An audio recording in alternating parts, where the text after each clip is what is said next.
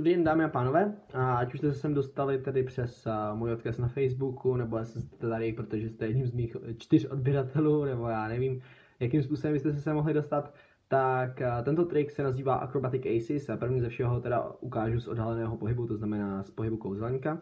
Takže co budu potřebovat jsou 4 náhodné karty. Doopravdy můžou být náhodný, tohle je tutoriál, takže opravdu říkám, nemusí to být žádný speciální karty nebo tak něco. Takže ještě jednou. První ukážu, jak se to dělá tedy z oddáleného pohledu a potom vám k tomu něco řeknu. Fajn, takže máme tu tedy tyhle 4 karty. Máme tedy krále pikovýho, dvojku křížovou, devítku károvou a trojku károvou. A teďka jste si už mohli něčeho všimnout.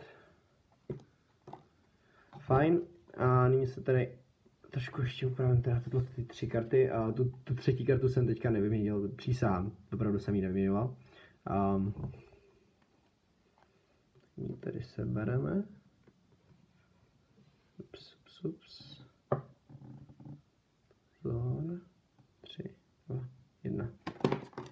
No, dobrý no. Tak to je libovka, protože jedno se mi zapadlo za stůl.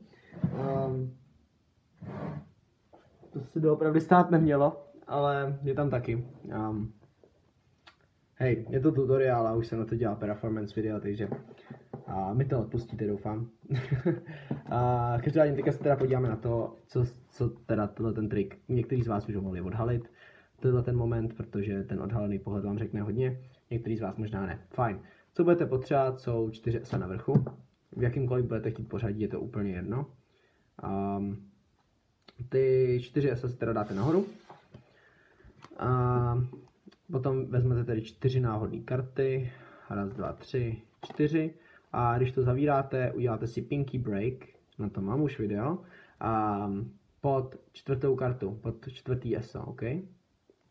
A v ten moment, to je vlastně ta výměna, kdy se mění tyhle 4 karty, ty náhodné 4 karty za ty 4 ESA.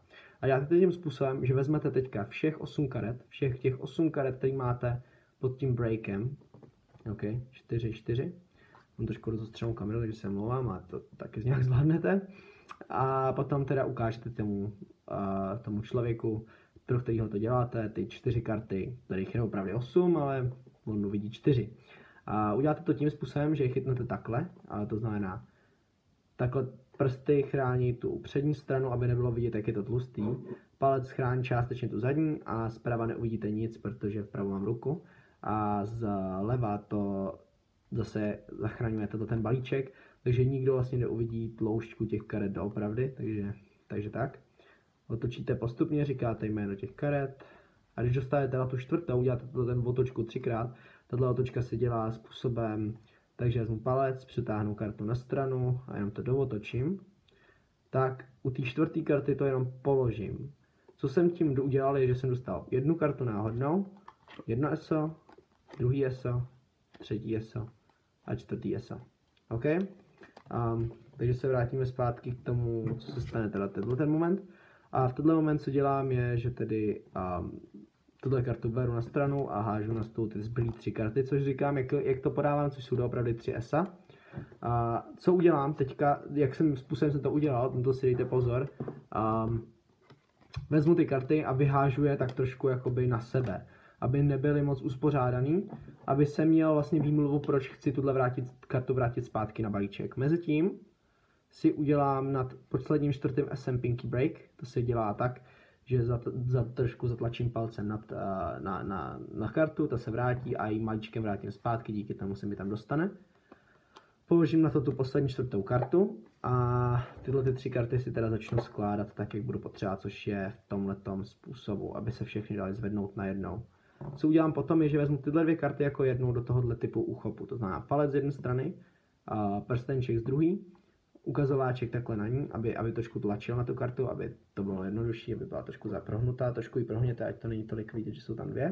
A potom nadzvednete teda ty všechny 3 karty najednou. Pohyb, jakým to vlastně otočíte, je docela jednoduchý. Ten pohyb je takovej, že jenom ty karty jakoby, co uděláte, je, že otočíte tímhle způsobem ty 2 karty. Pokuste se je udržet u sebe, ne jako já. A co uděláte potom je, že šáhnete sem a tu kartu 4. ESO hodíte na stůl. Stane se tak rychle, že z toho většinou lidi nevšimnou, na té kameře to bylo vidět docela hodně, a chtěl už se mi to teda předělávat, takže ještě jednou a jenom pustíte prstenčkem. Uvolníte ten tlak, vytvoříte tlak ukazováčkem a pustíte. Díky tomu se všechny tyhle karty otočí, pokud teda nespadnou přímo, jakože aby bylo vidět, že jsou to hnedka, se to nevadí. Prostě je postupně takhle povotáčejte a až budete hotovi, tak můžete, ta čtvrtý ESO tam má být taky, tak jste vytvořili právě 4 ESA. Pokud na ten trik budete mít jakýkoliv otázky, naprosto jakýkoliv budete chtít, tak se mě zeptejte do komentářů nebo na osobní Facebook. Do minulého videa jsem dával odkaz na mě, takže pokud budete chtít, jsem tam, i když 95% z vás podle YouTube je stejně odsaď z mýho Facebooku, takže otázky a všechny různé věci můžete směřovat tam. A tímto se s vámi tady loučím a uvidíme se u následujícího videa, který by snad mělo být zítra, pokud ne, tak někdy jindy. A zatím nashledanou.